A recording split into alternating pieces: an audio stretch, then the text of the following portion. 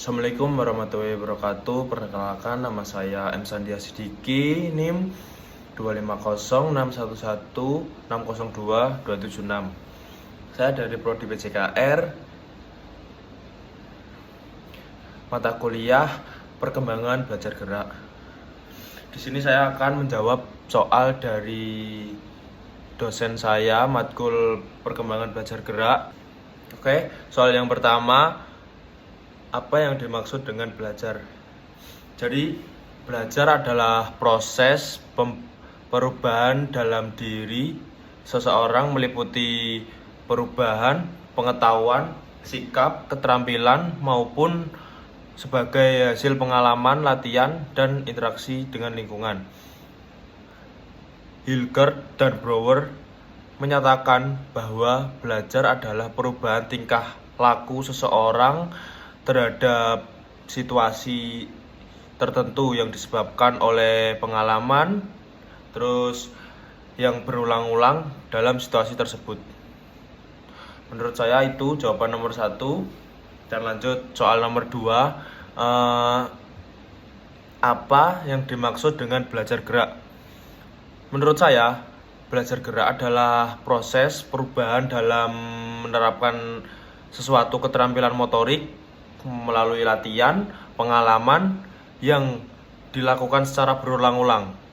Jadi kita berlatih secara terus-menerus. Menurut Schmidt 1991, belajar gerak adalah serangkaian proses yang berkaitan dengan latihan atau pengalaman yang menghasilkan perubahan relatif permanen dalam kemampuan seseorang untuk melakukan keterampilan gerak. Oke, itu jawaban saya nomor 2. Selanjutnya pertanyaan nomor 3. Apa saja karakteristik belajar gerak menurut Schmidt? Ada 5. Yang pertama, merupakan proses internal, bukan hasil langsung. Jadi kita perlu latihan, nggak bisa langsung. Terus yang kedua, menghasilkan perubahan yang relatif permanen. Jadi kita itu dari belajar kita jadi bisa. Terus yang ketiga itu terjadi karena latihan dan pengalaman. Dengan kita latihan dan kita melakukan pengalaman tersebut, kita menjadi bisa. Terus yang berapa tadi? Keempat, meningkatkan kemampuan melakukan keterampilan gerak. Dan yang terakhir, tidak selalu sama dengan performa sesaat. Lanjut nomor 4. Mengapa murid perlu untuk belajar gerak? Menurut saya, murid perlu sekali untuk belajar gerak dan mengembangkan motoriknya. Kita dilatih untuk belajar gerak atau belajar motorik itu dari kecil. Biar kita dari kecil itu fokus untuk belajar, meningkatkan motorik itu manfaatnya fokus belajar dan gerak kita menjadi bagus. Selain itu, kita kalau bisa motorik dari kecil, pola pikir kita itu bagus. Selanjutnya soal nomor 5, berikan contoh penerapan hukum belajar berikut dalam pembelajaran pendidikan jasmani. Di situ ditulis ada 3. Yang pertama, law of readiness atau hukum kesiapan. Intinya adalah dalam pembelajaran penjas, guru memastikan murid siap secara fisik, mental sebelum melakukan kegiatan tersebut. Terus yang kedua, law of X-ris atau hukum lantai. Intinya guru memberikan latihan berulang-ulang seperti latihan passing dalam permainan sepak bola atau dribbling dalam permainan basket secara rutin. Jadi terus menerus untuk berlatih. Terus yang ketiga, law of effects atau hukum akibat.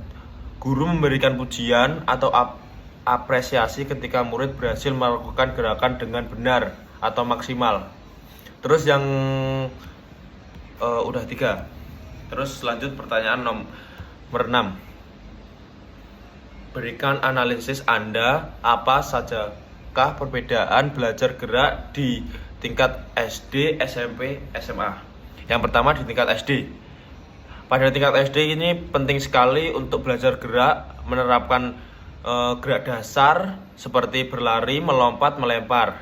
Terus pada tingkat SMP mulai memasuki pubertas sehingga kemampuan fisik berkembang lebih pesat.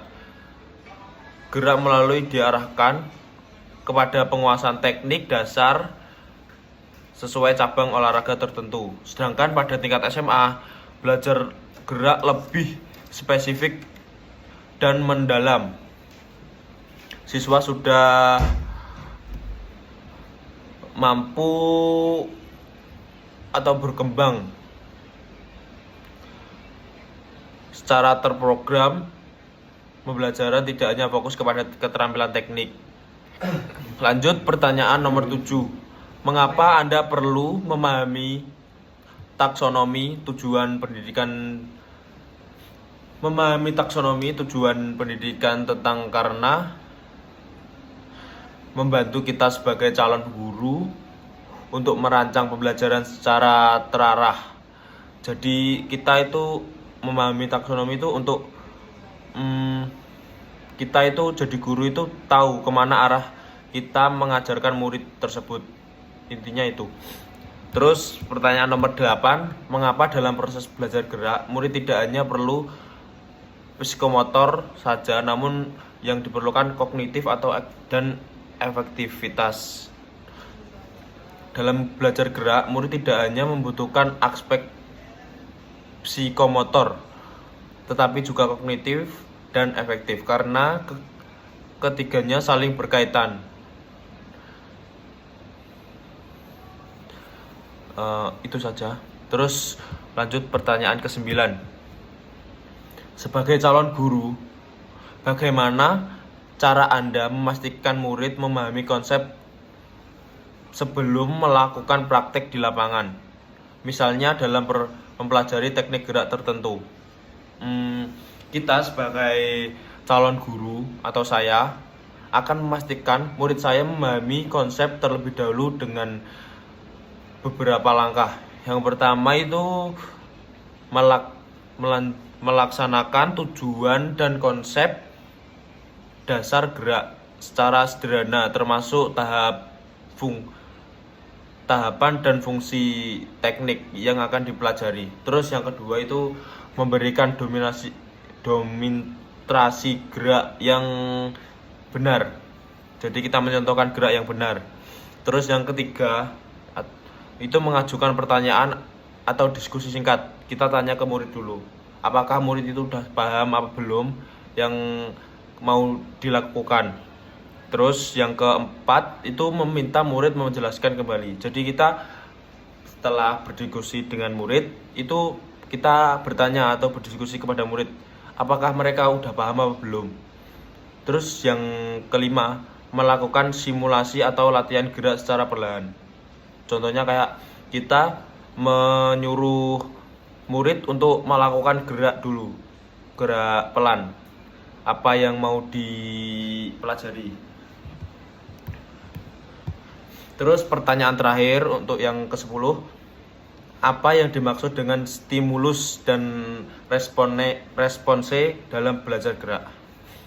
Dalam belajar gerak, stimulus adalah rangsangan yang diberikan kepada murid untuk memunculkan suatu tindakan atau gerakan. Stimulus dapat berupa instruksi guru, contoh kita mengasih aba-aba kepada murid gitu, atau kita memakai peluit, itu juga bisa. Sedangkan response adalah reaksi atau tanggapan dari murid tersebut. Misal kita mengasih aba-aba dan murid itu melaksanakan, nah itu namanya response. Cukup sekian itu jawaban dari saya untuk 10 soal dari dosen saya.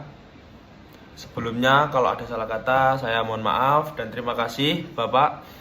Wassalamualaikum warahmatullahi wabarakatuh.